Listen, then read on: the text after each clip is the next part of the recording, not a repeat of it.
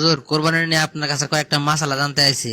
আচ্ছা ঠিক আছে, মাসালা শুনবা, কোনো সমস্যা নেই। তো তুমি কি মাসালা শুনতেছো আমার প্রশ্ন করো। আমার প্রথম প্রশ্ন হলো, মনে করেন যে কসাইরা কোরবানির দিন যে গরুর মাংস কাইটা দেয়, তাদেরকে কি পারিশ্রমিক হিসাবে ওইখান থেকে মাংস দেওয়া যাবে? রাসূল সাল্লাল্লাহু আলাইহি সাল্লাম বলছেন যে কুরবানি করবে সে যেন কুরবানির কোনো অংশই কসাইকে পারিশ্রমিক হিসাবে না দেয়। পারিশ্রমিক হিসাবে কুরবানির মাংস দেওয়া যাবে না, টাকা বা অন্য কিছু দিয়ে মজুরি দেওয়া উচিত। তবে মজুরি দেওয়ার পর আলাদাভাবে ইচ্ছায় তাকে কিছু মাংস উপহার হিসাবে দিলে সেটা জায়েজ হবে। আচ্ছা ঠিক আছে, আপনার এই প্রশ্নের উত্তর আমি পাইছি। এখন আপনি বলেন তো, কার কার জন্য কোরবানি দেওয়া ফরজ? যদি জিলহজ মাসের 10 তারিখে শুভ সাদিক পর্যন্ত কোনো ব্যক্তির 7.5 তোলা সোনা অথবা 52.5 তোলা রূপা বা তার সমপরিমাণ সম্পদের মালিক হন, তাহলে তার উপর কোরবানি করা ওয়াজিব। এটা ইমাম আবু হানিফার মতে। আচ্ছা ঠিক আছে হুজুর, আমি এটা বুঝতে পারলাম। এখন আমার আরেকটা প্রশ্ন হলো, আমি যদি কোরবানি রাত্রেবেলা জবাই করি তাহলে কি আমার কোরবানি হইব? হ্যাঁ, রাতে কোরবানি করা যাবে যদি সেটা 10, 11 অথবা 12 জিলহজের মধ্যে হয় এবং ভালোভাবে আলো থাকে। শর্ত হচ্ছে ঈদের নামাজের পর হতে 12 জিলহজ সূর্য অস্ত পর্যন্ত সময়ের মধ্যে করতে হবে। আলুর আধারে ভুল যেন না হয় সেটা খেয়াল রাখতে হবে। দিনের বেলা কোরবানি করা সুন্নাত, তবে রাতে করলেও কোরবানি সহি হবে।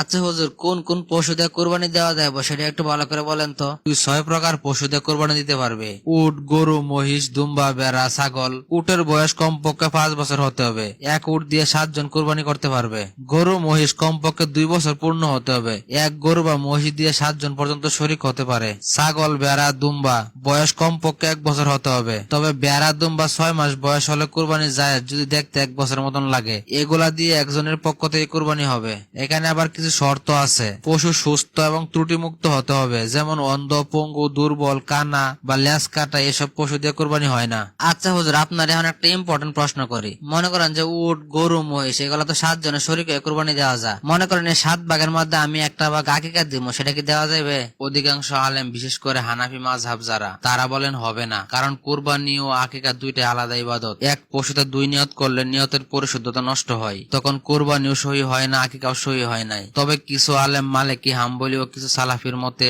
এক গরুতে কুরবানি আকিকা একসাথে দেওয়া যাবে, তবে আলাদা করে উত্তম। আচ্ছা হুজুর, মনে করেন এমন একটা ছাগল কিনে আনছি কোরবানি দেওয়ার জন্য, কিন্তু বাড়িতে এনে দেখলাম এমন একটা সমস্যা আছে ছাগলটার মধ্যে, কোরবানি দেওয়া যাবে না, তখন আমি কি করব? যদি সময় থাকে তাহলে উপযুক্ত নতুন পশু দিয়ে কোরবানি করো। সময় না থাকলে ওই পশুর মূল্য সমপরিমাণ টাকা সদকা করো, তাহলেই হয়ে যাবে। হুজুর, মনে করেন একটা গরু কিনে আনছি কোরবানির জন্য। গরুওয়ালা বলছে বয়স 2 বছর, কিন্তু বাড়িতে আনার পর আমি বুঝতে পারলাম আসলে গরুর বয়স 2 বছর হইব না, কম হইব। তখন আমি কি করব? তখন কি আমার কোরবানি হইব?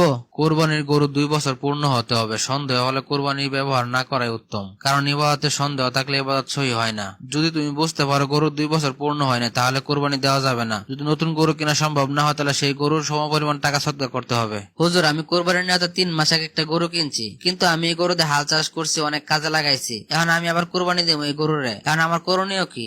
যে পশুকে কোরবানির জন্য নির্ধারিত করা হয় সেই পশুকে কোনো কাজে ব্যবহার করা যাবে না। যদি ব্যবহার করে তাহলে তার দ্বারা উপকার গ্রহণের মূল্য সদকা করে দিতে হবে। হুজুর, আমি কোরবানি দেওয়ার জন্য একটা গাই গরু কিনছি, কিন্তু কেনার পরে দেখতেছি এই গরুর দুধ আছে। এখন দুধ যদি না খাই তাহলে গরুর কষ্ট হবে। বা এই মুহূর্তে কি আমি দুধ খাইতে পারবো? গরুর খাওয়া যাবে, কিন্তু এনে একটা শর্ত আছে। এই দুধের পরিমাণ অনুযায়ী কিছু টাকা সদকা করতে হবে, তাহলে তোমার কোরবানি সহি হবে।